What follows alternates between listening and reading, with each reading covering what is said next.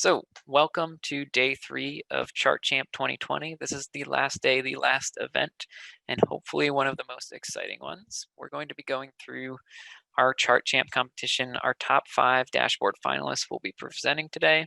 The other 2 days, we had a Snowflake session, learning Snowflake in 90 minutes, and then we also had an Alteryx workshop and a Tableau data career session as well. As I mentioned, for those who joined a little early, we're going to be posting all of these and sharing out the links. So if you missed any of those, you can catch up on that on our YouTube channel. All right, and for some of you who've seen the other presentations this week, this will be a little bit of a repeat, but I've got some new things tossed in as well, just to keep it exciting. This is year 5 of Chart Champ. It started out with about 40 people in a room in a museum.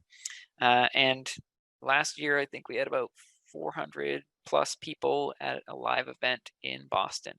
This year is obviously a little bit different for everybody, and I think we're all pretty used to the virtual experience now, but we're trying to make this as fun and as informative as we can during this challenging year. So let's take a quick review of the data for the Chart Champ competition. The competition was the original reason for Chart Champ, and we've added additional workshops and sessions as well along the way. But let's get back to the core of what this event really is. It's a dashboard competition using Tableau. So what was the data we used this year? The data was IMDb horror movie dataset, including 9,000 movies, a lot of reviews, and a bunch of profiles on actors. So we encouraged the users to develop on their own, take it in whatever direction they wanted to. We gave a couple examples, but really didn't want to provide too much direction because we really like seeing sort of the plethora of ways that people interpret data. And we like to see variety in the competition. So we really allow people to kind of just go for it. The presentations today will be about 5 minutes. I'll have a couple minutes extra after the presentations for questions from anyone. You can put them in the chat and we'll go through a couple. We're going to keep it pretty quick. We know everybody has a tight schedule. All right, and then judging. So normally we have a judging panel, and that's some people from Cleartelligence, some people from Tableau and Alteryx and Snowflake and things like that.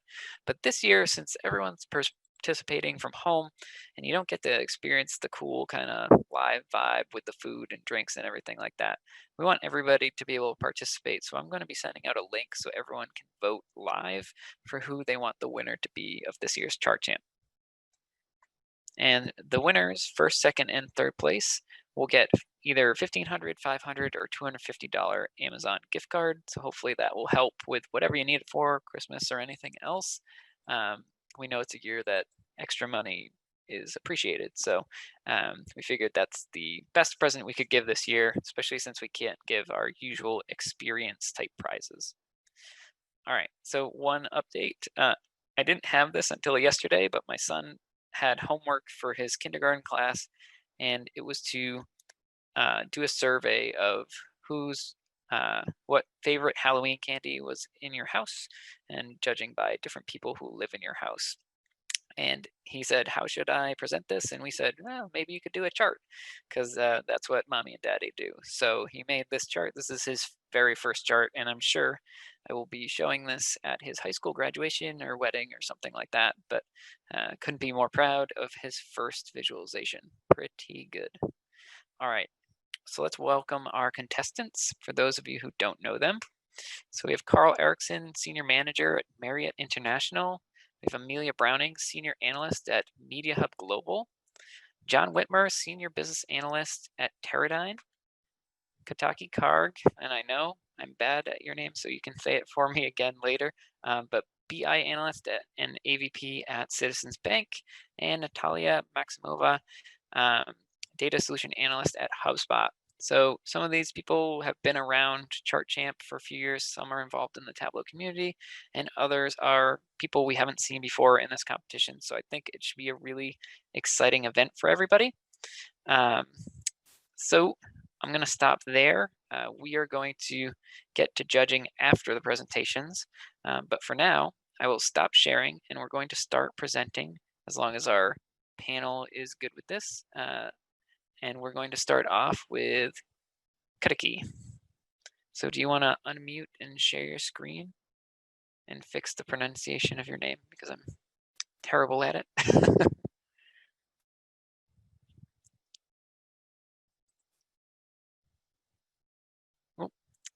We can't hear you if you're talking, but your screen looks great.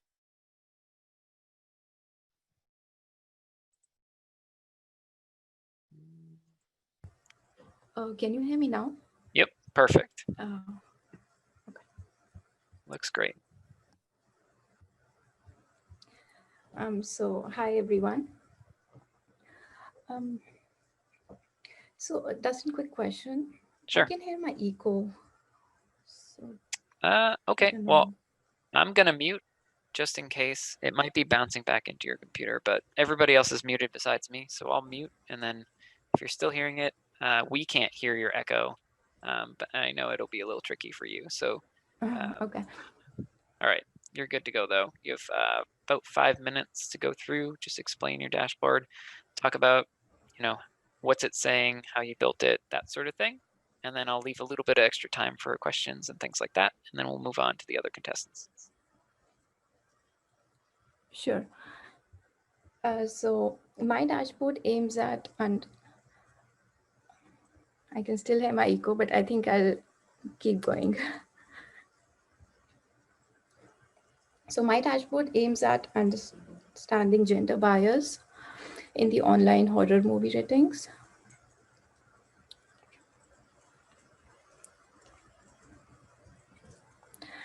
So the audience here is anyone who goes to IMDb to decide on what movie to watch next based on its ratings.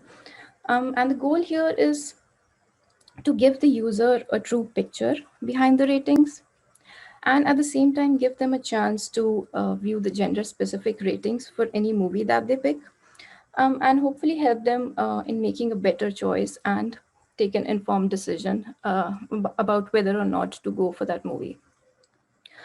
So going to the dashboard, so the top part here looks into the percentage share of ratings by gender.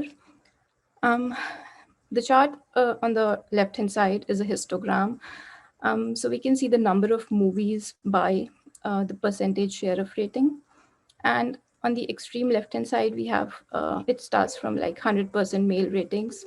And on the extreme left hand side, we have 100% female ratings.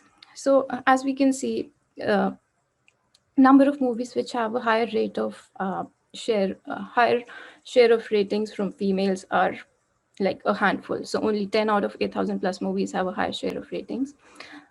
Um, the chart on the right hand side is a jitter plot, and it kind of looks into the same thing, but uh, in a movie distribution kind of way. So we can look into different movie titles if we hover over each of the dots here, and we can see how like the median varies for females as well as males, and it's quite different for both the genders. So going into the middle part, so I wanted to look a little bit more into the detail and look into the top genres which have like least share of ratings from females. So as we can see here, genres like sci-fi, action, and adventure have the lowest share of ratings from females.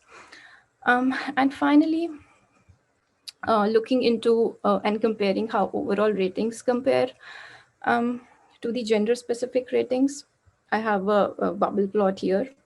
So it looks into males' average vote as well as females' average vote. And the color here denotes the difference between the average overall rating and the average female rating. So like red being the highest difference and dark gray being the lowest difference. So here the user can, like, if they want to look into gender specific rating, they can just select a movie here and hover over to get the data and like to get the gender specific rating as well as the overall rating and decide whether or not to go for that movie. So as we can see here, for like around 88% of the movies, the overall rating differs from the female rating, but just for 55%, it differs from the male rating. So, so like to conclude, the overall ratings are closer to the male ratings. And mm, hopefully this is helpful for any of the users who generally like to refer to IMDb to decide on what movies to watch next. So that's it. Thank you. Awesome. Good timing. And I know you're powering through an echo right now, so I appreciate it. I will tell you, if you didn't attend last year, it's still probably easier to talk through this competition than it was at the bar, which everyone had to kind of yell over everyone having a good time. So, no, awesome job. I don't see any questions. If anyone has any questions, please put it in the Q&A and we can answer it as we go along. But excellent job. Up next, we have John Whitmer. So Kataki, if you want to just mute and unshare, then John will take over and he'll do his presentation. Thank you so much.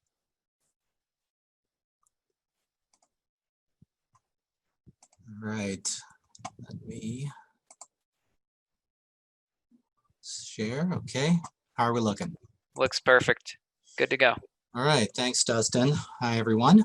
All right, so the approach I wanted to take with this, since we had such a huge data set going all the way back to 1913, I wanted to take a look at what are the top films, so top 10 films of all time, right, as a default, and then being able to narrow down into the top 10 of those weighted average films for each year. All right, so what I did here, right off the bat, like I said, we're looking, by default at all years combined. So we've got our bands across the top, over 9,000 total films, an average of just 4.9 stars per film, but a total US revenue of over 19 billion. All right, so the way I'm looking at the timeline is this guy here. So it's an inverted timeline, and this is going to basically count all the horror films for each year, right? So, you're going from onesie, twosies all the way back, in the 40s even, to, I think, a high like 450 at one point. Very interesting. So then chart-wise, again, we've got according to the title, you see we've got the all-time top 10 here, a lot of older foreign films. And then the more non-standard chart we have right next to it, this is showing the vote distribution for each of the films. Right, so everybody gave it a 1-star, 2-star, 5-star, 10-star. And so this is showing sort of that distribution of the votes across all time. Right, so what we can do, if we want to dig into a year, let's see, 1980, I think was a pretty good year. So I'm going to click here, and this is going to filter all of my results. Right, so everything's now changed to 1980 totals. And so you can see also the distribution has changed. A lot of people gave a lot of 10s, 9s, 8s for the movies in this year. My personal favorite, The Shining.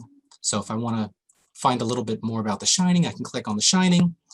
And then the vote distribution again changes to be Shining specific. So again, this one really led the charge that year. And then popping up on the right here, we have a little bit more detail if you're unfamiliar with the films. Right, so you'll get the language, who starred in it, the directors, and a little description to see if you maybe want to go and check that movie out. Spoke kind of quick, but that's my presentation. No, that's perfect, John. This looks great. Really appreciate you keeping to the time. Anybody have any questions for John? I don't see anything in the Q&A, but we'll keep it open. So if you have questions, we can always follow up. I can have John follow up if you have any questions for him or Kataki. So looking good. Yep. All right. Oh, one last feature I forgot to mention. I went through it myself, but if this was new to anybody, we've got the info button that can kind of pop up and explain what everything is and how to navigate it. Awesome. All right, now I'm done. We did get one question right at the end. What chart type are you using for the distribution in the middle? Yeah, so it's kind of an offshoot of something that's been called like a radial pedal chart. I basically, honestly, just kind of futzed with the settings until I came up with something that looked like maybe a color swatch. I don't have a great name for it. Radial color swatch chart. Boom, branded. There you go. Get it, John. All right, That's trademark. yours now. Trademarked. Yep. Awesome. No, great job. All right. I think next up we have Nataliia. So John, if you want to unshare, mute, and then Nataliia, you can unmute and then start sharing.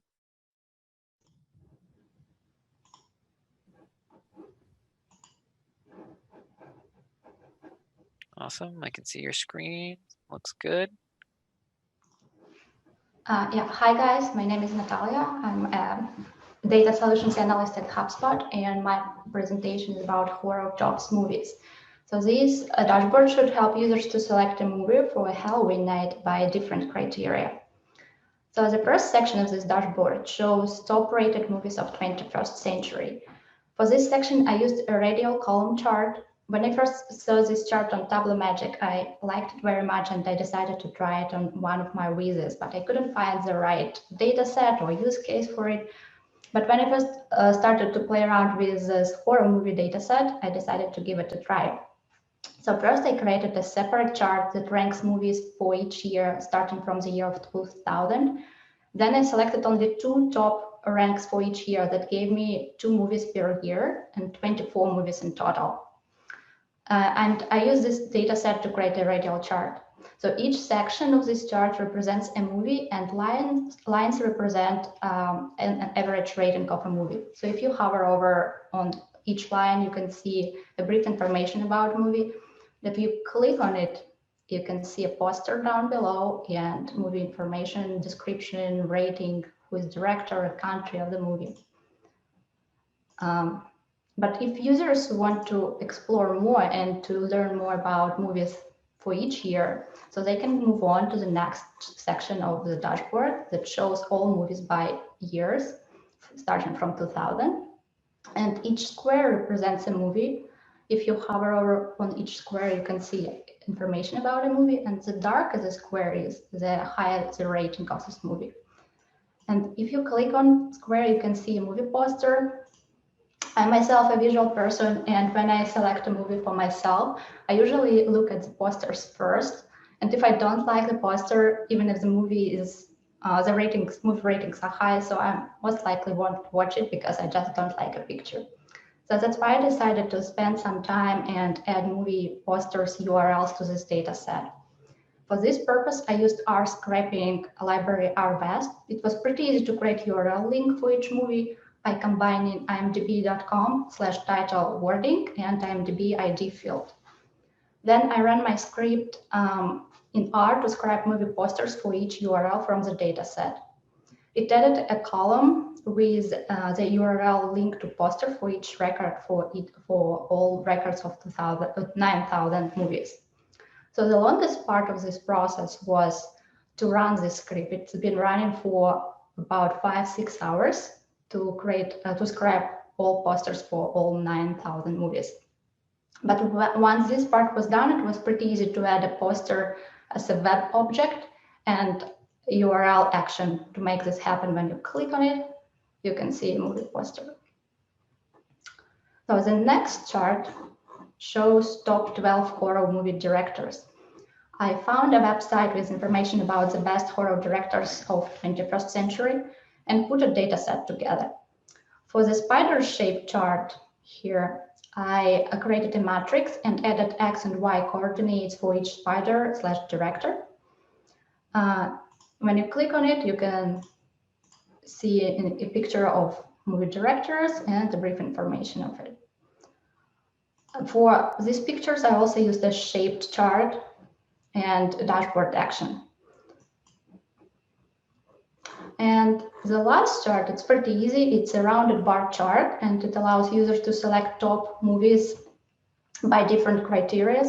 And I like it because it's simple and it gives users flexibility to select a genre. For example, I want to see only comedies, top 15 comedies in this year range. It will give me all these movies. I can change the year,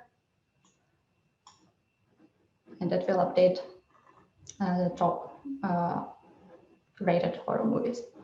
And the very last section, it's also information button. When you click, you can see all the links with the data sets I used in this dashboard, and a tutorial how to create this radial bar chart from Tableau Magic. This is all I have. Thank you for your attention, and if you, let me know if you have any questions. Awesome. Thank you so much, Nataliia. You guys are all keeping to your exact time slots. This is amazing. I think this is the first time this has ever happened in Chart Champ history, so let's keep it going. But awesome job. If I get any questions, I'll let you know, Nataliia. We'll have them in the Q&A. But that was great.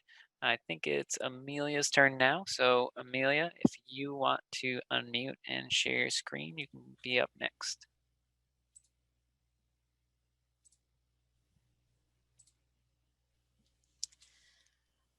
Hey everybody.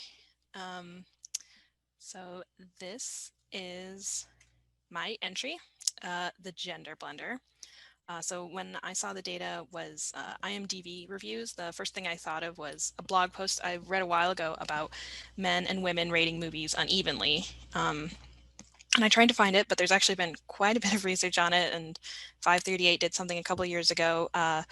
But specifically what I had been looking at was about blockbusters, so I thought it would be fun. What if we looked at how men and women rated movies differently, specifically for horror movies for this year's data set, which honestly is a genre I'm more invested in anyway. So first off, on the left, we have a scatter plot for data exploration. And the title kind of helps summarize what you're supposed to be looking at. So men rate movies lower than women and vote more frequently. And you can mouse over the individual dots to get some info that's relevant to this dashboard. We've got our movie name, the year it came out, an overall rating, how many votes the movie has, and whether it's preferred by men or women, which is just a really basic mean difference test with p equals 0.05. And we've also got some filters. Sorry to any international friends, but I wanted to be able to filter to movies I was familiar with. So currently we're filtered to movies that contain English, as well as movies that were shot in America. But you can also filter to movies in English not shot in America to get some great gems. For example, What We Do in the Shadows, a lovely New Zealand movie. And for people who don't care about movies, just want to see the data, we also have filters for the number of votes, for the ratings, and whether they're preferred by men and women. And then we've also got a dotted line showing the trend of men's ratings against women's ratings, as well as a trend line, what it would be if men and women rate movies exactly the same way. That's that full, like a solid line. So you can see it's much noisier for movies with low ratings, but in general, men rate movies lower than women do. And then finally on the bottom are just two more context charts, number of votes by gender and number of votes by rating score with reference lines for average male votes and average female votes. So we've got our exploratory data, our context. What should we do with it? Well, naturally, I'm curious to see how would movie ratings change if men and women voted at the same frequency.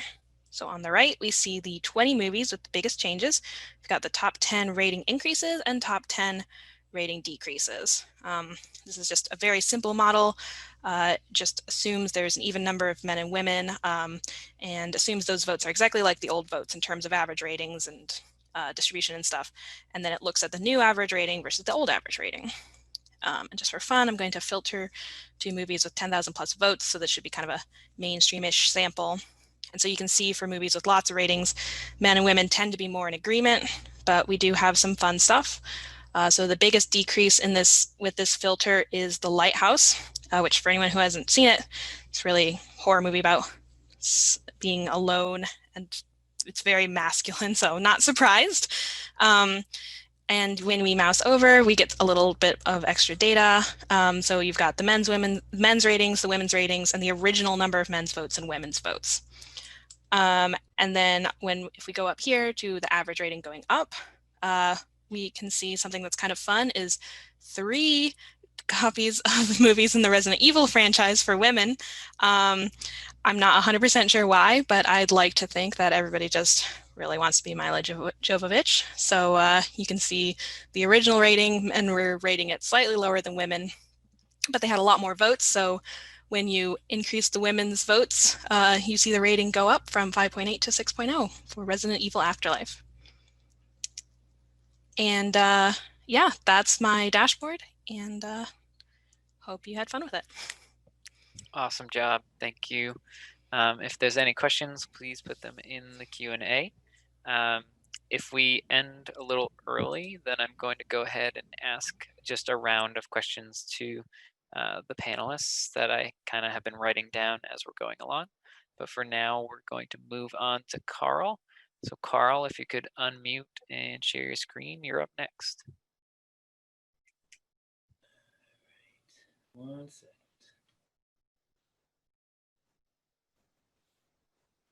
Okay, I trust everyone can see this. Maximize that. So what my dashboard, which I've called Scary Numbers, it comes from the position of someone who is not a fan of horror movies, and it's built for people that may also not be as familiar with the genre and want to understand a little better. And also for people that are fans, to just allow them to dig around a little bit as well. So I started with a look at franchises because you may be aware that the genre is very franchise oriented, with a endless number of sequels seemingly for every popular title, and looking at it by both box office as a measure of success and also by average Internet Movie Database user rating.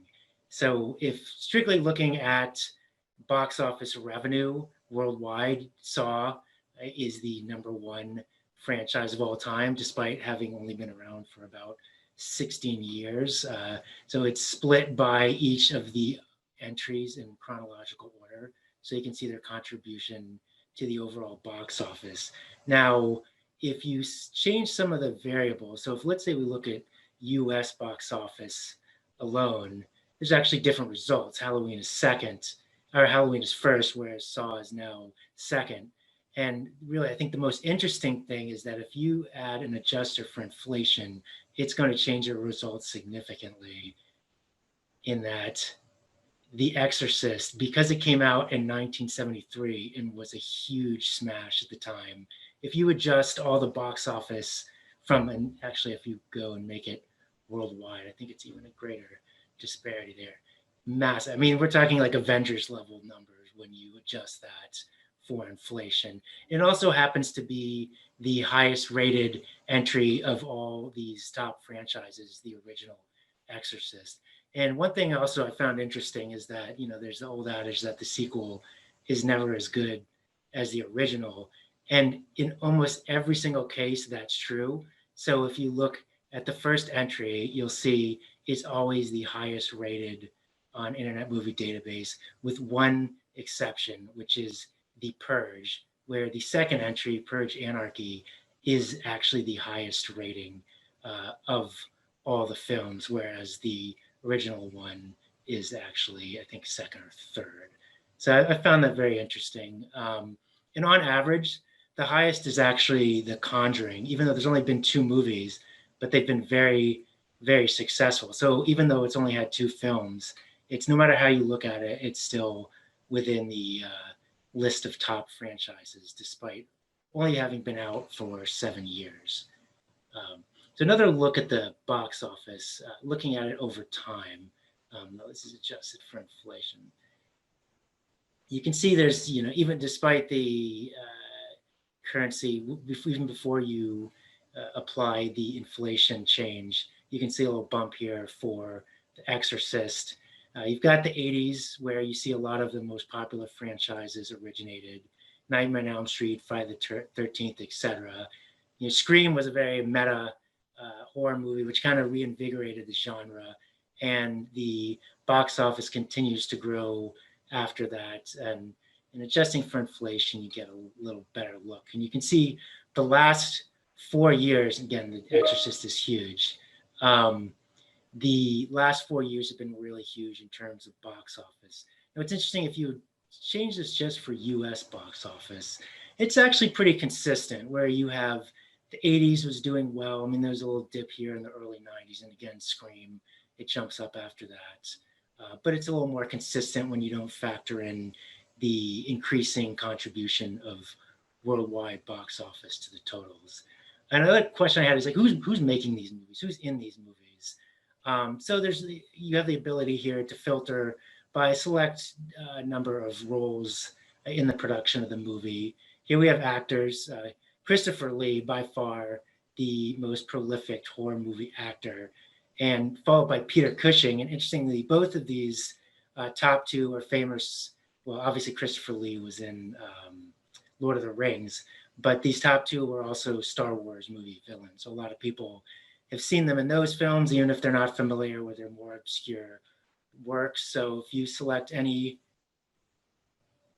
here, it'll filter for all their movies, show you their ratings, and you can sort by average rating. So Peter Cushing's top movie in the horror movie genre is Dracula. And one thing I added, which is kind of fun, is you can click on any of these, and hopefully this will show up on the share. It'll bring you directly to that movie, so you can look at the details in the trailer, etc., for that specific film. If you looked at different categories like directors, it's actually this Jesus Franco, Spanish director, is the most prolific director with 20 films. And then finally, I did a cut of by language. Obviously most horror movies are in English. 75% are in English, with over half of those being produced in North America. But I wanted to know, horror movies, and it's kind of a universal thing. Like where else are they being produced, in what language? And interestingly, Japanese is actually the second most common language for horror movie films. It's a very popular genre in Japan, followed unsurprisingly by Spanish. And if you click on any of these, you can see the share of movies coming from any given country in that language. So obviously Germany, Austria, Switzerland, and a map showing you, those countries. So that is my presentation. Thanks. Awesome job, Karl. Again, anyone has questions, please put them in the Q&A. Everyone did an amazing job keeping us on track. I do have two questions, and this is for everybody. So if all the panelists want to unmute, or I can just call on you one by one. But I wanted to ask two general questions, because I know that we get these questions every year and I didn't hear them yet. So I wanted to just give everyone some insight into how the dashboards were developed. So the first question for everybody, and if you could tell me in the number of hours roughly, because I know there's days and weeks and whatnot, but how many hours did it take you to build the dashboard? So feel free. Maybe we'll start with John. Sure. So maybe an hour and a half to 2 hours. Got it. And how long have you been doing Tableau? About a year and a half. Perfect. Actually, Chart Champ last year was my first Boston Tug event. There you go. 2 years. It's your chartiversary, man. Congratulations. Thank you. All right. Awesome. So let's go, Amelia. How long did it take you to build the dashboard, and how long have you been doing Tableau? So I spent quite a bit of time. I spent basically a weekend just exploring the data, trying to decide on a topic. That probably is actually like the longest amount of time. And then including like cleanup and stuff, it probably took me like 2 or 3 hours, I think, just to make sure it looked right when it was published. Yep. And I've been doing Tableau for about 2.5 years now. Awesome. All right. Let's go, Karl. I'd say in total it might have taken 6-7 hours, although I will say a good portion of that was cleaning up the accent marks that didn't transfer in the download to Excel. So all the international titles and cast members looked really messy in the original data source. So there was a bit of cleanup trying to figure out exactly what accented character each of those characters in there actually represented. Awesome. And I've probably been doing a Tableau for about 6 to 7 years. Awesome. Thanks, Karl. All right, Kataki. So for me, it was most of the time was spent in data exploration and kind of coming up with insights. And then, so that was around maybe 2 to 3 hours. And then another 2 hours for actually building it. Perfect. And how long have you been doing Tableau? Around 3.5 years.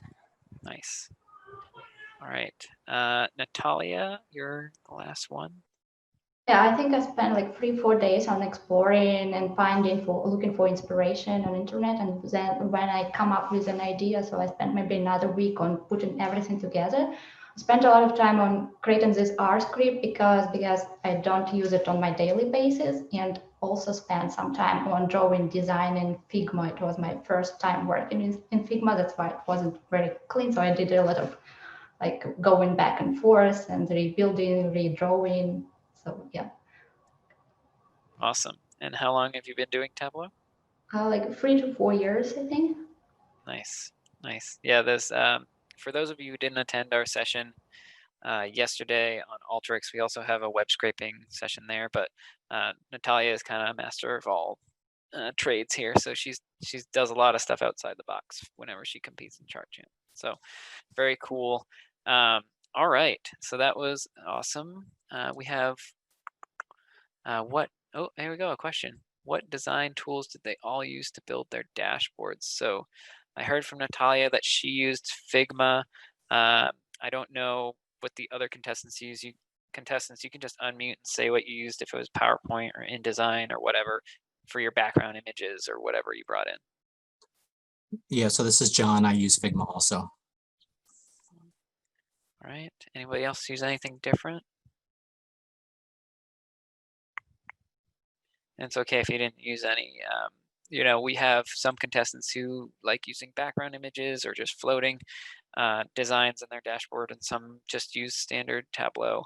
Figma is an open source tool. There is a free version of it that you can use. It's I wouldn't say it's exactly similar to like a PowerPoint, but it's kind of a nice tool used by I would say the Twitter crew who kind of exist inside the Tableau community. So definitely check out Figma, Figma, I'm pretty sure. Just Google that and check it out. It's a pretty good tool, and I typically will use PowerPoint just because I'm used to it, but I have tried Figma and I do like it. So check that out if you get a chance. All right, so I think that's all the questions for now. So what I would like to do now is have everyone vote while it's all fresh in your minds. So let me go ahead and I'm going to grab the link for everybody. And I'm going to start sharing on my screen. Here we go.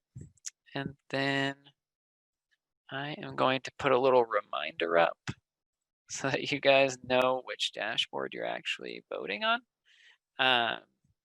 All right, so on the left hand, actually, I'll just leave this up for you. I'm going to give everybody maybe a couple minutes to go through and vote. I'm going to send out the vote inside the chat.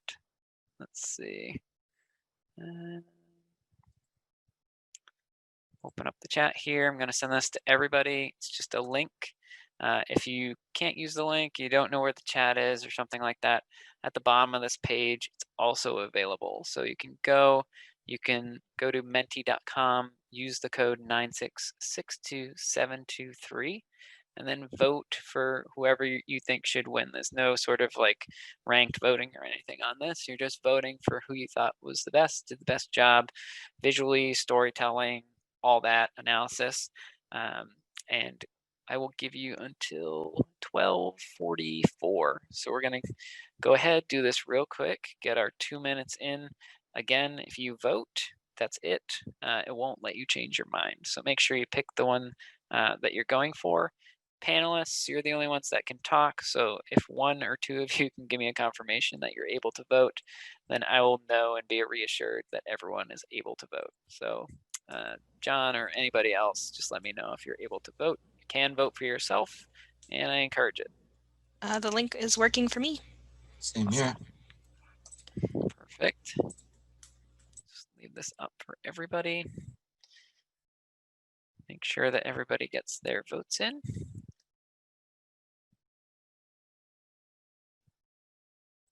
And then I can't actually see the results as you guys are putting them in.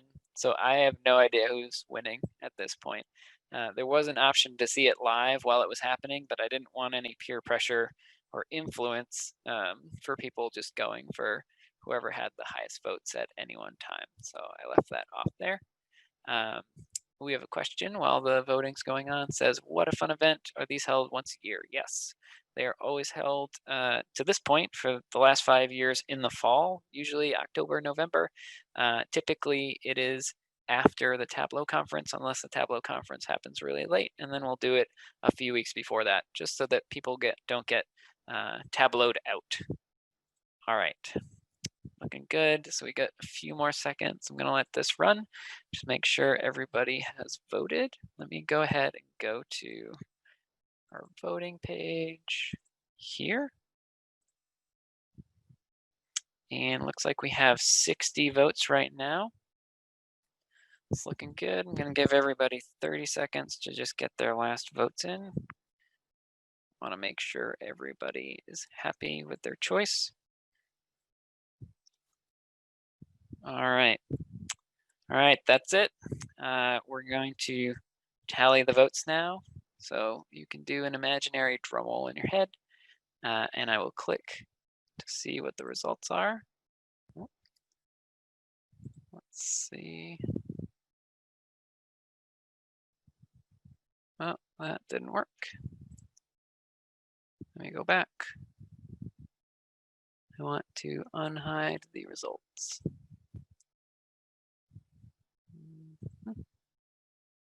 Wow, look at that. This is so close, guys. Looks like we have Karl coming in with 40% of the votes. We have Nataliia in second with 38%, and we have John in third.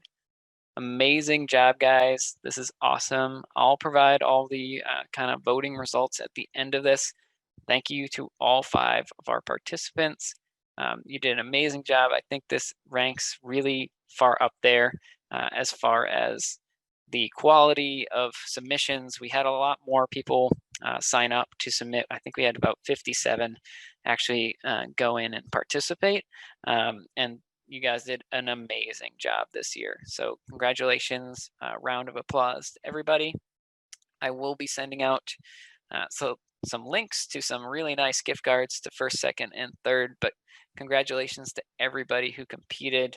I do want to go ahead and thank everyone for participating in Chart Champ. If you were a contestant or an attendee, if you were somebody who presented at one of our 3 great days this year, it's been a really challenging year, and I want to make sure that everybody had something fun to look forward to.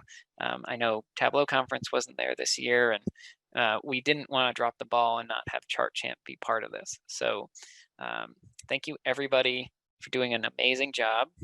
And I will be sending out the results of everything along with all of our published videos and a recap on who won, how everyone did, and links to their dashboards after this. And I really appreciate everyone's participation. So thank you, panelists, thank you, contestants, thank you, attendees, and we will see you again next year.